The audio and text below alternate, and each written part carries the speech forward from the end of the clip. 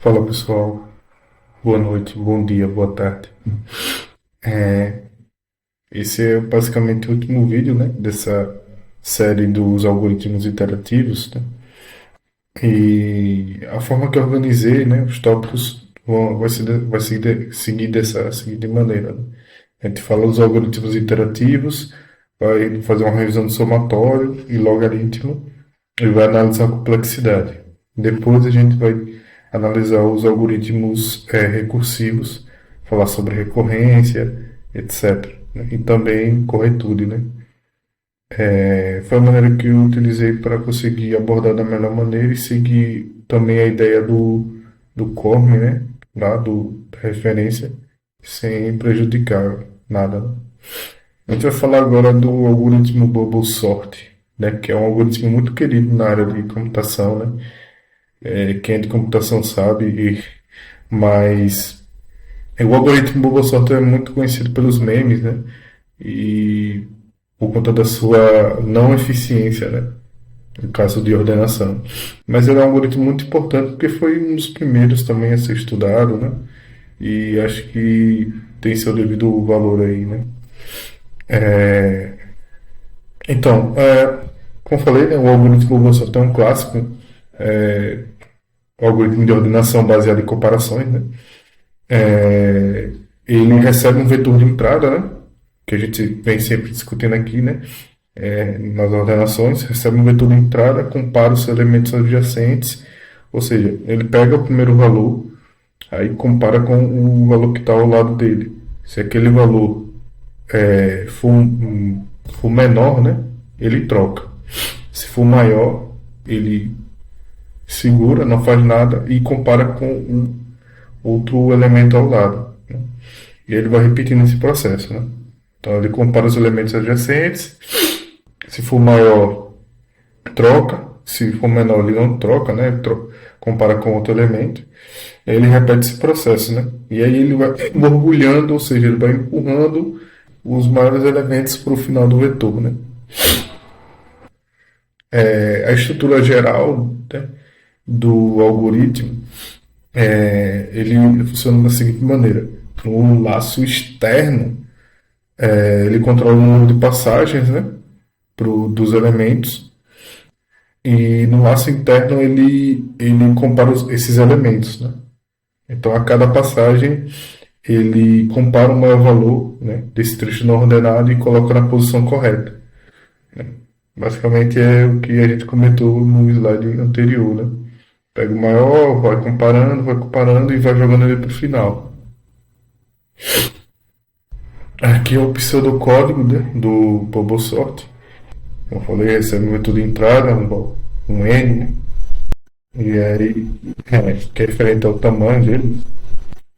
É, Aqui, o primeiro laço, né, que eu falei que ele vai decrementando, vai controlando, né, essas passagens, né, dos elementos.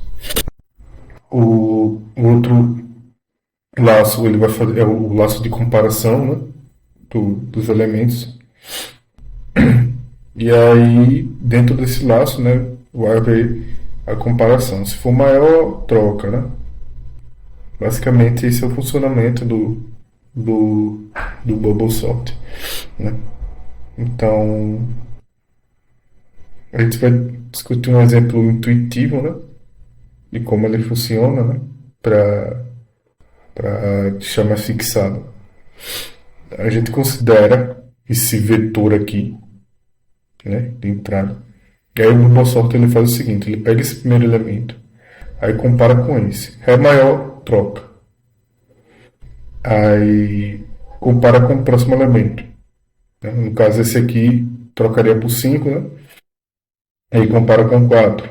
É maior, troca. E assim sucessivamente, né? Como nessa primeira passagem. Você vê que na primeira passagem ele faz esse monte de comparação, né? Aí você já deve imaginar que ele consome muito recurso, né? Muito custo, né? E aí o resultado na primeira passagem é isso aqui. Nem é o vetor, nem é o vetor ordenado, né? Ainda ele vai pegar o valor aqui, vai comparar de novo com todo mundo e assim sucessivamente, né? Até ordenar todo mundo.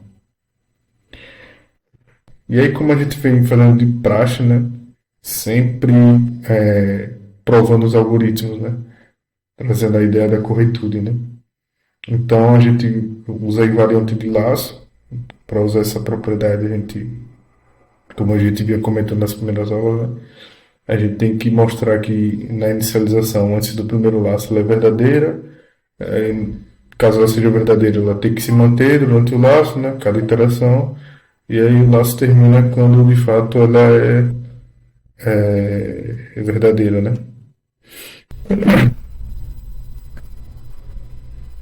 Tá. A nossa invariante lá do laço externo, né? Que aí, voltando aqui, no laço externo, né? Antes de ele entrar dentro do laço mesmo, né? A gente tem essa definição. Aí, antes de cada interação no laço externo, os últimos K elementos do vetor estão ordenados em suas posições finais corretas. É o que a gente vem já vendo nos casos das alternações, né?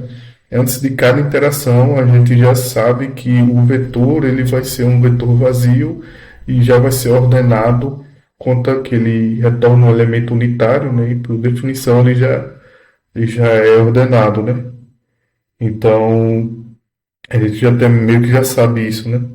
Então aqui antes da primeira interação, nenhuma passagem é realizada, né?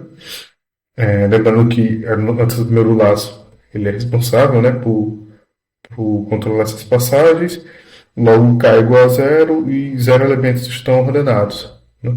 Então essa é trivialmente a nossa verdadeira. Então a gente já tem essa variante no primeiro laço, né? Ela é verdadeira, ok? É, então a gente assume que isso é verdade.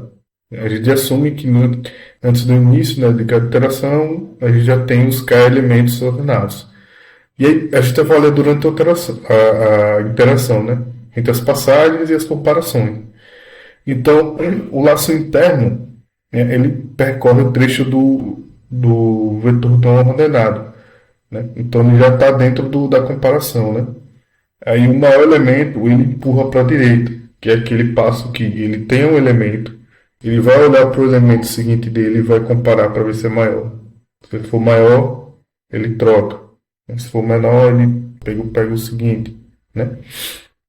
E aí, ao final dessas interações, a gente pode verificar que o maior elemento ocupa a n-k posição, né? Por conta dessas trocas, né? Dessas comparações.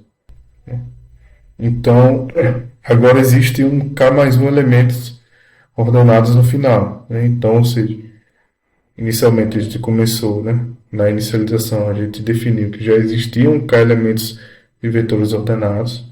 E aí a gente fez o que na manutenção? A gente fez um passo indutivo. A gente avaliou para esse valor K mais um, né? Por exemplo.